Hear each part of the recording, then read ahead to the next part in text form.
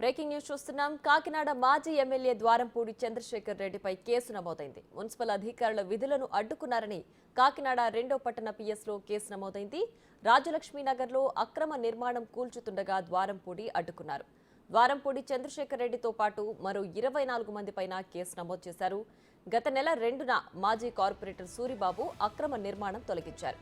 కూల్చివేత సమయంలో అధికారులతో ద్వారంపూడి ఘర్షణకు దిగారు.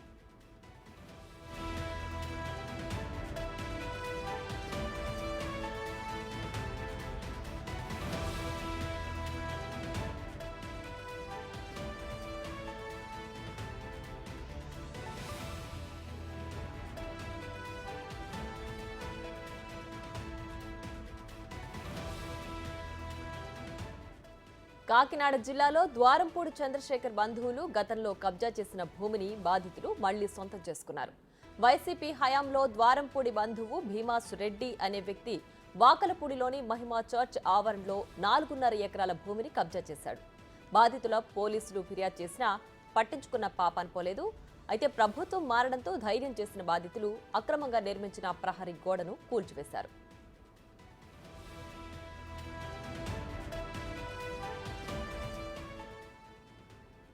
ఇదే అంశానికి సంబంధించి మరింత సమాచారం మా ప్రతినిధి రాజేష్ ఫోన్ లైన్లో అందిస్తారు. రాజేష్, చెప్పండి, ద్వారంపూడి చంద్రశేఖర్ రెడ్డిపై ఏ గొడవకు సంబంధించి కేసు నమోదు చేశారు? పూర్తి డీటెయిల్స్ ఏంటి?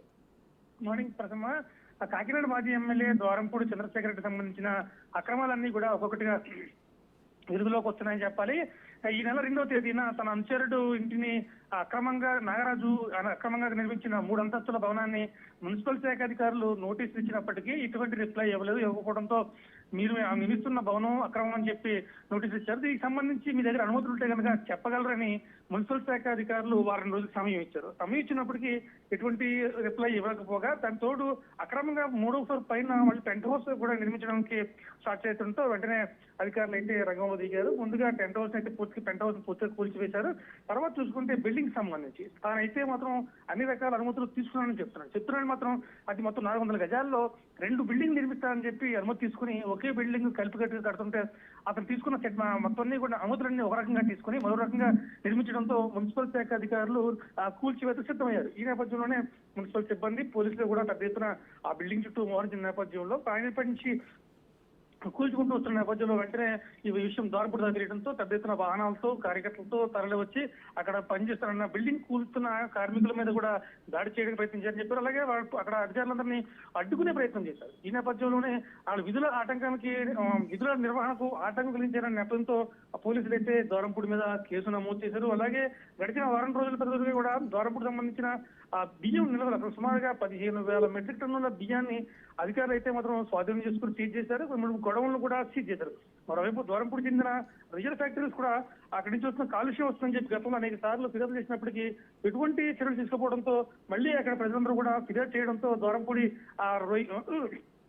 రొయ్యల ఫ్యాక్టరీకి కూడా నోటీసులు జారీ చేశారు. దీని నుంచి కాలుష్యం వెలువడుతోంది. దీనికి సంబంధించి కాలుష్యాన్ని నియంత్రించడంలో కావచ్చు, తగ్గించడంలో కావచ్చు ఎటువంటి చర్యలు తీసుకున్నారనే విషయాన్ని స్పష్టం చేయాలని చెప్పి పొల్యూషన్ కంట్రోల్ బోర్డు అధికారులు అయితే మాత్రం వాళ్ళకైతే ఆదేశాలు జారీ చేశారు. తాజాగా చూసుకుంటే స్థానిక రాజలక్ష్మీనగర్ లో ద్వారంపూడి ప్రధాన అనుచరుడు 4.5 ఎకరాలు కబ్జా చేసి మధ్యలో గోడ కట్టేయడంతో ఆ పక్కన బాధితులంతా కూడా పెద్ద ఎత్తున ఆందోళన చేశారు. గతంలో 2-3 సార్లు ఫిర్యాదులు కూడా చేశారు. అయినప్పటికీ పోలీసులు ఎటువంటి చెల్లిస్తారు. అయితే ఇటీవల జరుగుతున్న పరిణామాల నేపథ్యంలో స్థానికులు అయితే మాత్రం మళ్ళీ ఒకసారి పోలీసులు ఫిర్యాదు చేసి అక్రమంగా నిర్మించిన ఆ గోడను కూల్చివేసి తిరిగి తమ స్థలాలను వాళ్ళు స్వాధీనం చేసుకున్నారు. అయితే ఏమన్నా కానీ వరుసగా చూసుకుంటే ప్రతిరోజు కూడా ఇక్కడ ద్వారంపూడి సంబంధించిన అక్రమాలు ఏవో ఒకటి వెలుగు రావడం వాళ్ళ అనుచరులు కావచ్చు చేస్తున్న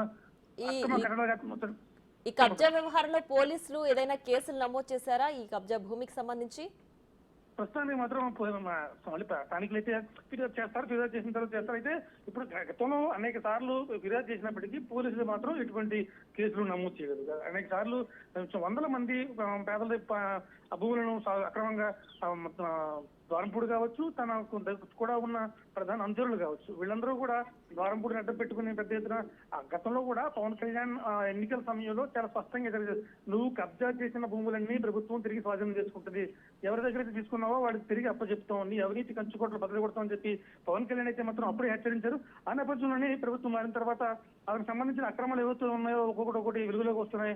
దాంతో రావడంతో పాటు అతనిపై కేసులు కూడా నమోదవుతున్నాయి. ఇప్పటికే సుమారుగా 15-16 వేల మెట్రిక్ టన్నుల బియ్యాన్ని స్వాధీనం చేసుకున్నారంటే అర్థం చేసుకుని చేస్తారు జరుగుతుంది. అలాగే 2-3 గోడౌన్లలో లెక్కలు సరిగా లేకుండా రికార్డులో ఉన్న లెక్కలు వేరు, ఆ ఒరిజినల్ గా స్టాక్ పాయింట్ లో ఉన్న పొజిషన్ వేరు. సో ఆ లెక్కల్లో కూడా తేడా రావడంతో అవి కూడా అన్ని కూడా కేసులు నమోదు చేస్తున్నారు. ప్రస్తుతం మాత్రం 6168 కింద ఒక కేసు అయితే నమోదు చేస్తున్నారు. అయితే దీనిపై ఇంకా లోతైన దర్యాప్తు జరపాలి.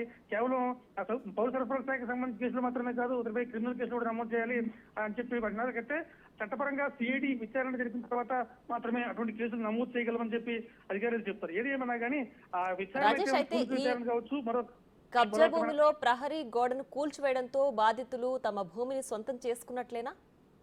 ఇంచుమించుగా అంటే వాళ్ళకి మాత్రం ఒక ధైర్యం వచ్చింది, మన భూమిని మనం తీసుకోవచ్చు. ఎందుకంటే ఒకవేళ వీళ్ళు వెళ్తే కనుక గతంలో ఎవరి భూమి గల వారు అక్కడికి వెళ్తే కనుక పోలీసు బలగాలతో అడ్డుకునే ప్రయత్నం జరిగేది. ఇప్పుడైతే ఇటువంటి అవకాశం ఉండదు కాబట్టి ఖచ్చితంగా వాళ్ళ అనుచరులు కూడా ఒక్కరుగా తిరిగి ఇచ్చేయాలనే ఆలోచన ఎందుకంటే ప్రస్తుతం మన మాట ఇంటర్వ్యూలో అనే ఉద్దేశంతో. సో ఖచ్చితంగా అంటే ఈ రోజు అయితే మాత్రం ఎవరికి వాళ్ళు గోడ పగలగొట్టి లోపలికి వెళ్ళారైతే పొజిషన్ తీసుకోవడానికి మాత్రం కొంచెం సమయం పడుతుంది. ఖచ్చితంగా ఎవరైతే స్థలాలు పోగొట్టుకున్నారో వాళ్ళందరికీ తిరిగి వాళ్ళ స్థలాల్లో పొందే అవకాశం మాత్రం ఖచ్చితంగా ఉంటుంది sir. Right Rajesh, thanks for the updates.